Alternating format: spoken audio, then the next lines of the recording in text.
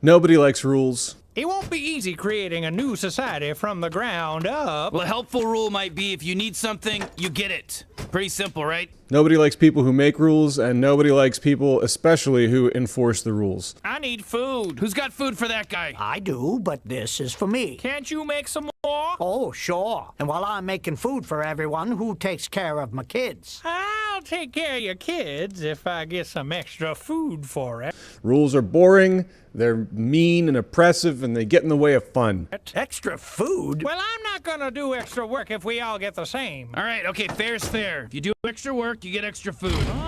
But it turns out if you're trying to take a group of people who used to be enslaved and turn them into a society that will ultimately be a city on a hill, a beacon of hope for the entire free world, you're going to need some rules to get that to happen. Who's gonna keep track of who gets how much food for how much work? Hello, I can do that. I'll keep track of everyone's food, in exchange for food. So we're looking at the 10 Commandments, and I think you will find that these 10 thou shalt nots, actually not all 10 are thou shalt nots, but we'll get into that, have more hope and grace in them than the church has led you to believe. That's not a real job. Oh, and making food is... You son of a... And that's what we're talking about this week. Hello all, I'm the Mad Pastor, and Christianity sucks. It's boring, it's out of date, it's irrelevant, but it doesn't have to be. Let me explain why. Today we are going to focus on the first commandment, and before we do that, we need to kind of outline some of how the structure of these things works. So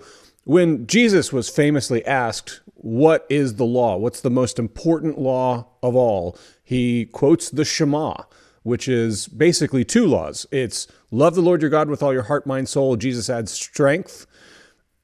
Love your neighbor as yourself. So all the laws basically hang on these two laws.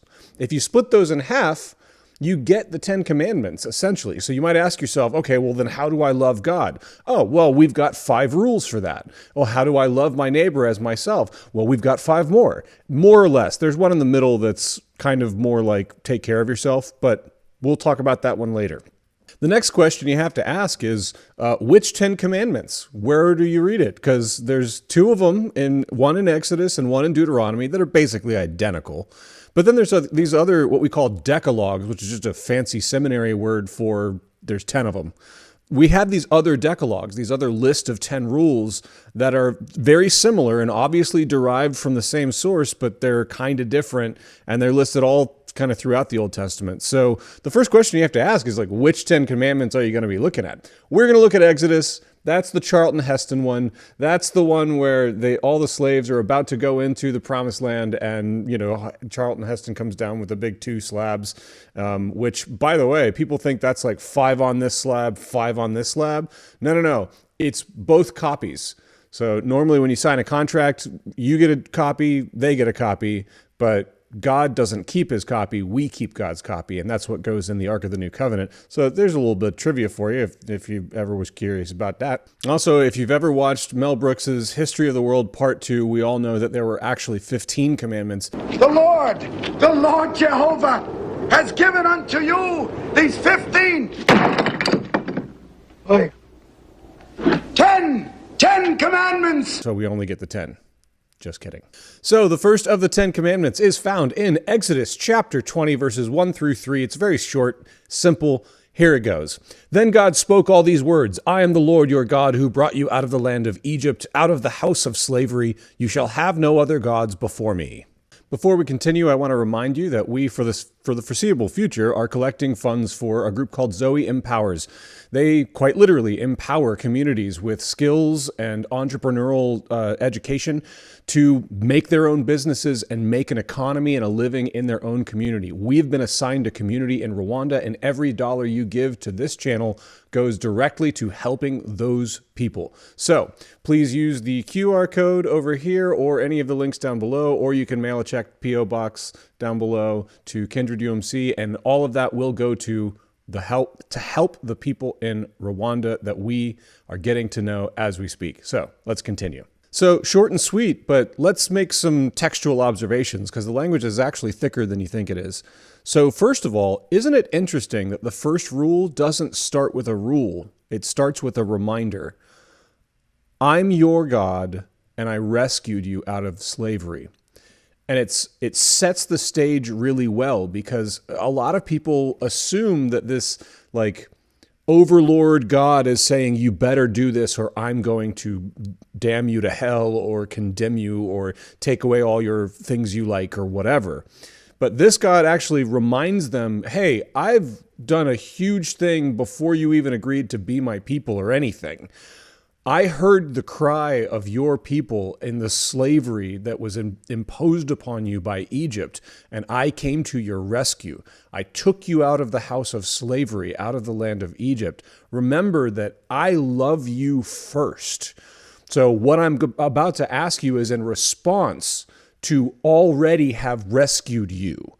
So a lot of people are like, better do what God says or God will punish you. But this is the opposite. God says, I love you. I want you to be free. I have rescued you from slavery. Now, will you do these things? So I've talked about this before. I'm a United Methodist pastor, so I'm a John Wesley fan, man.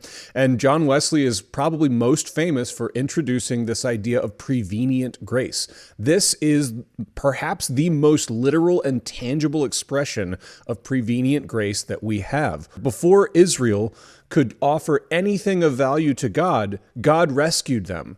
Before they were God's people who had agreed to be servants of Yahweh, they were rescued by Yahweh through mighty, incredible, miraculous, amazing acts.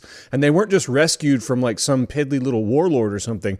They were rescued from the world power at the time. Like it's an incredible thing that happened, and we know it happened historically. The Jews historically were enslaved by Egypt, and they escaped. They got away somehow. And so God has done this amazing, miraculous thing. And that's where the rules start. They don't start from a place of oppression. They start from a place of freedom. It's also important to note that this name of God, Yahweh Elohim, I am the Lord your God. Elohim is actually plural. So it's almost like I am the Lord your gods. But there's an interesting language thing and an understanding of God there. So I am Yahweh Elohim. Now, I've talked about this before, so please feel free to skip ahead if you're bored by it, but I find this fascinating. In the original, in Genesis, from the very beginning, there are two names used for God. And that's one of the reasons we think there were two different kind of story sources that are found in Genesis. And so we have the two different creation stories. We've got the 7 days where God speaks everything into being. And that word in that story is Elohim. So God speaks, and that's what happens. Then in Genesis chapter 2, for the most part, and so on with Adam and Eve, the other creation story, the name for God there is Yahweh. And it's like a personal name. So like there's a story being told here.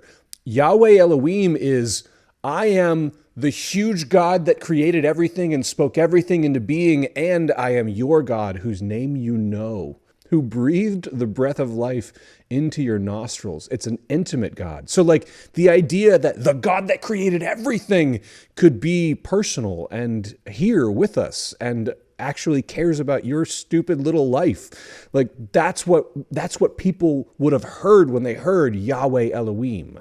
So now if we can take some of this interpretive language and kind of like impose it on the text, what this first rule is essentially saying is, I am the great big God who is your friend, who rescued you and freed you when you had nothing to offer.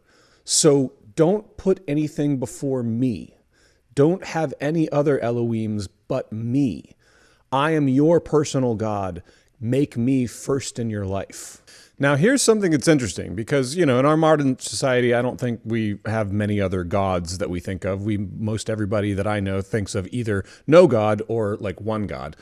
So it's interesting that in a pluralistic society where there is a pantheon of gods, where it's pagan, is the idea that God doesn't say, do not worship any other gods.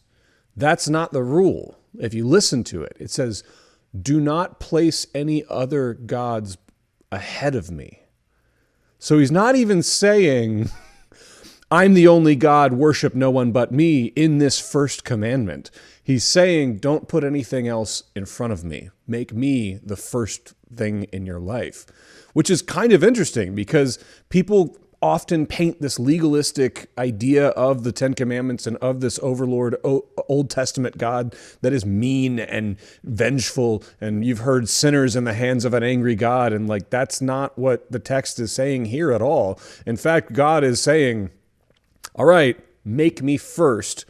I understand you're going to date around. I understand you're going to have other interests, but make me first. Now, we don't have these other gods really in our lives now, but when you think about it, it's kind of like, what are the things that wrap us up? What are the things that get our attention and draw our energy? You know, we've only got a limited time here. We've only got limited resources.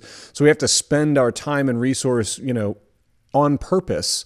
And God is saying, make me the first thing on that list, and then you can have other things. So that's pretty interesting compared to what most people would say of this Old Testament big bearded mean guy in the sky who wants to kill you if you don't do what he says. That's not the picture we have here at all. Okay, now I'm going to get a little deeper and a little more philosophical here, because I was having a discussion with a young man who he really wanted to believe in God, but he just couldn't bring him. He just doesn't buy it. He just doesn't get it. And I was talking with him and I was like, well, let's try and understand what we mean when we say God. Because if you mean this big bearded guy in the sky and this rule is about worship me or else, of course, that's nobody wants to get on board with that. But let's redefine our understanding of what God is. And I would say that God is the observable undergirding force that brought everything into being. The fact that there is instead of is not is evidence that there is a force of creation that brought everything into being. The other thing that I would say is that force continues to recreate, that force is still active and it's moving the universe and existence, and at the very least life on earth, observably from chaos and violence and might makes right and horrific things doing horrific things to each other.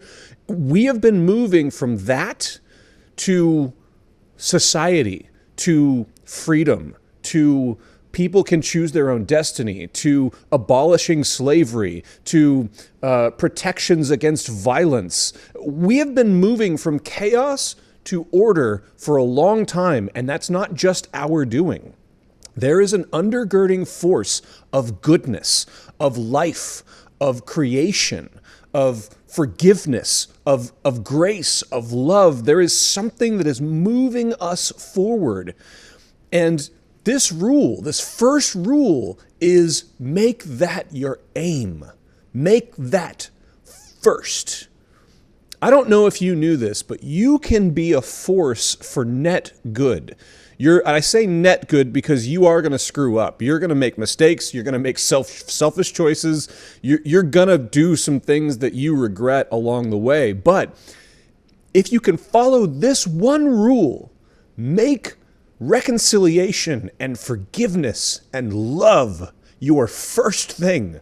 Cooperate with the law of God, of love, of forgiveness, of reconciliation, this force that takes hatred and oppression and turns it into freedom and forgiveness, this force that moves us forward in a way that means more joy, more life, more love. If you can cooperate with that and make it first in your life, then you can change people's lives, man. You can make the world better for yourself and for the people around you. And if you're lucky enough, you can do it on a major scale. If you just follow this first rule, make the Lord your God first in your life. So I've been the Mad Pastor, and this has been the First Commandment. May the Lord bless you and keep you.